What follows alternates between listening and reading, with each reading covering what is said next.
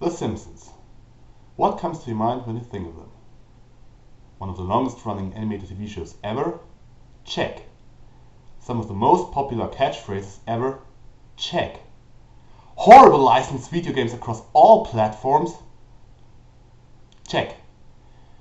Well, this episode is dedicated to another one of those games, which is called Hey old school gamer 82, guess who's back? Oh shit. It's him again.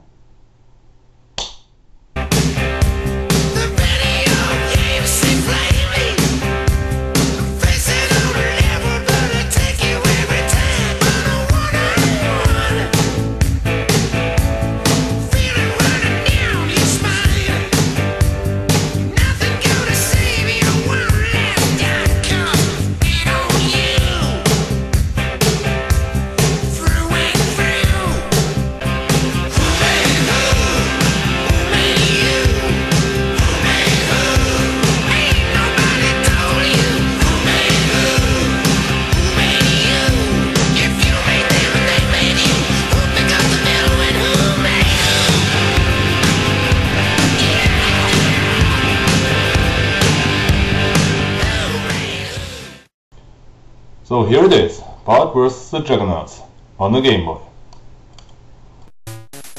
So here's the game. Basically you're playing as Bart and you have to complete several minigames in order to win a tournament. Doesn't sound too exciting, huh? Well, guess what? It ain't. As usual, you got no clue what you're talking about. This game is awesome. Hell, it's even better than Bart and the fucking beanstalk. Yeah, sure Sam, whatever you say. Well, since I don't want to argue with you too much, let's just have a look at the graphics first.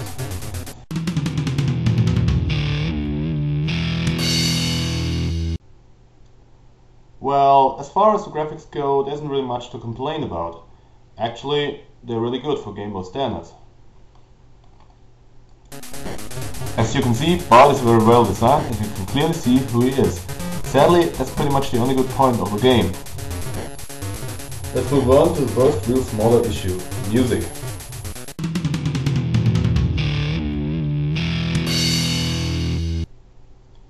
The music, on the other hand, really sucks, and it kinda reminds me of Bart and the Beanstalk, though it's completely different. But it's just as annoying as in that crap fest. Just listen to it for a moment. It gets on your nerves really fast. What do you mean the music is crappy? You're the crap. Ouch! That really hurt my feelings, Sam. And now shut the fuck up, okay? Now we're getting to a point where things really get serious, with the controls. You are just too dumb to handle it. Bart controls perfectly fine. What's your problem, dumbass? The problem is you. Ouch. That didn't hurt at all, you fucker.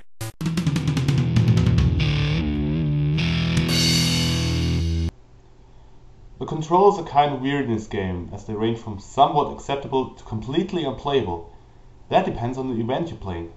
What a load of bullshit! How come the controls are so inconsistent?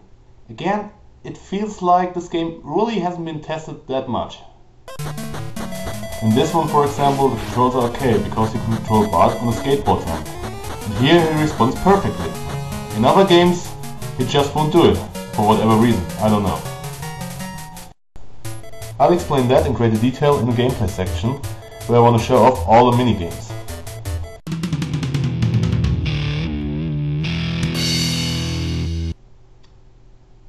Well, what's to say about the gameplay? Basically, it's just 7 random minigames which you play over and over across 4 weeks. Nothing really exciting about it, so what's the point? Actually, when you think about it, it's pretty much a rip-off, because you don't really get much for your money. This game's not a fucking rip-off. What are you complaining about? You got 7 brilliant minigames which are not repetitive at all. I could complete all of them blindfolded. Okay, you bastard. I want to see that at the end of the review. I dare you. Anyway, let's check out the games. Finally! So this is Captain Murdoch's skateboard Bash and Crash, and basically you're skating on a ramp and try to knock out this Juggernaut on the other end. Not very much to say about this one. See? Really easy. Next is Dr. Marvin Monroe's Hop, Skip and Fry. In this one you gotta carry a ball to the other side of the playing field without touching the black squares. Sounds simple enough, but it ain't. Why? Because the damn floor randomly changes its patterns, and you're never sure if you land on a white or on a black square if it happens. So actually, there isn't any kind of skill involved, but just pure luck. What the fuck? Also sometimes Bart acts very stiff in this one, so he's hard to control. That's another problem. Oh, and by the way, if you don't know that you can jump 2 squares by holding the A button, you're basically screwed, because you'd never make it otherwise. Next up is Moe's Tavern Shove Fast. This one's a real no-brainer, as you just have to push your opponent out of the ring. But it's easier said than done, because the controls are completely random. Sometimes you can push your opponent, but sometimes you can't. What a complete waste of time. Next game. Nuclear Power Plant Bob Till You Drop. This is basically the same as Moe's Tavern Shove Fest, except this time you're fighting on 2 cooling towers. Mindless button mashing and the same stiff and random controls. Enough said, next game. Herman's Military Minefield Mayhem. In this one you control Bart on a parachute. The hit detection is completely random, as you're never sure if the Juggernauts will hit you or not. You can consider yourself lucky if you make it to the ground. If you should make it to the ground, you better be pixel perfect or the mines will blow you up. It's so damn frustrating. The Crossy-Land Hammer Slammer. This one's absolutely impossible. Basically, you gotta stop the Juggernauts from coming down to the ground. But that's pretty much impossible since they're sliding down too fast and you're never sure where to go next. Kinda reminds me of the bar game in Back to the Future for the NES. Bullshit. Next game. The Quickie Mart Doggy Dodge. Well, I've saved the best one for last. Actually, it wouldn't be so bad if it wouldn't be so damn long. Most of the time you're running around cluelessly trying to find the exit. The game doesn't give you the slightest hint, so good luck. But sooner or later you will come to a certain spot which will drive you insane.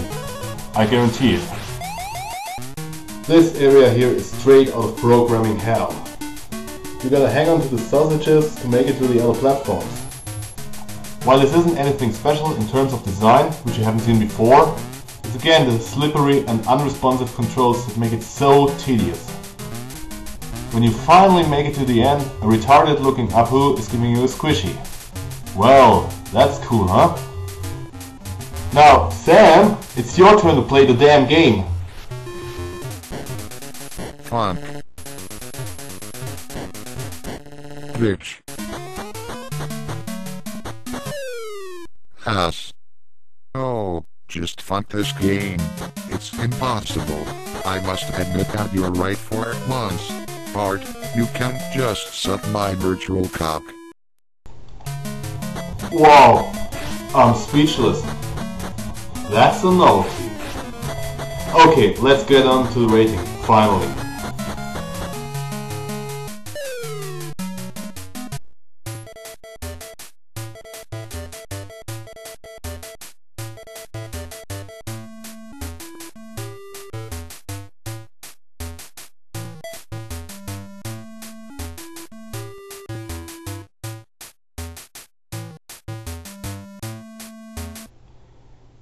So, in conclusion, this is just another one in a long line of failures when it comes to Simpsons video games. Don't waste your time with it, cause it's just not worth it. Oh, and make sure to watch out for my next episode, as we're gonna have a look at some of the Disney games for girls. I promise we're gonna dig deep in a pile of shit. Oh yeah. Until then, Old School Gamer 82 says over and out.